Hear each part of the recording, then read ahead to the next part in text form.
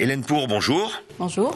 Alors on parle toujours des touristes et des riverains, mais pour vous, les commerçants de l'hypercentre de Strasbourg, la période de Noël, c'est le paradis ou l'enfer? Ça va être, on va dire, plutôt le paradis. C'est l'enfer, effectivement, parce qu'il y a beaucoup de monde, mais c'est quand même le paradis parce qu'on travaille, parce que les gens sont de bonne humeur et on travaille dans des conditions quand même qui sont plutôt bonnes. À 3 jours de Noël, est-ce qu'on peut déjà tirer le bilan de cette édition 2013? A priori, c'est une bonne édition. On a eu énormément de monde dès le début du marché de Noël. On a eu de très beaux week-ends. Les 2 premiers étaient très bien, avec énormément de touristes. Et en semaine, ça s'est très bien passé aussi. Et les Strasbourgeois sont présents également. Alors que représente cette période de Noël en pourcentage pour une boutique haut de gamme, par exemple, comme la vôtre? Après, ça dépend du secteur d'activité. Moi, dans mon créneau, c'est environ 15% de notre chiffre d'affaires Noël. Hein. C'est pas la période où on travaille le plus, mais dans d'autres secteurs, effectivement, ça peut représenter 25% du chiffre d'affaires. Alors la grande distribution en périphérie et un centre-ville de plus en plus tourné vers le luxe, c'est une tendance lourde pour l'avenir, selon vous?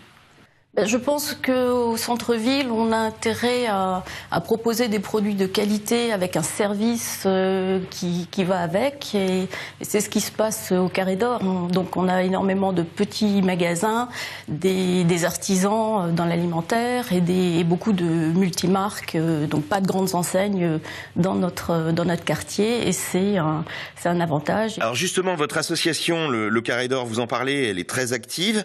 Mais concentrez-vous vos actions sur les Alsaciens ou faut-il désormais aussi faire des efforts pour séduire les touristes en cette période de Noël? Notre but, c'est surtout de séduire les Alsaciens dès le départ. Hein.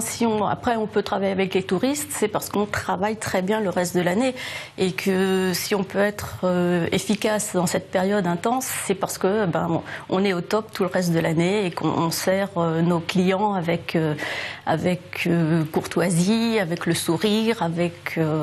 Alors justement, vous parlez de courtoisie et de sourire. On reproche parfois aux commerçants alsaciens une certaine froideur et aussi un manque de connaissance des langues étrangères. Est-ce que ces critiques sont justifiées pour vous? Moi, j'ai les retours des touristes qui, au contraire, sont fascinés par l'accueil qu'il y a en Alsace, l'accueil chaleureux et sincère. Ça, c'est ce qui ressort vraiment des contacts qu'on a avec les touristes et ils sont agréablement surpris et ça les incite à revenir, je pense, un peu plus tard, pas forcément en période de Noël, mais ils reviendront tôt ou tard.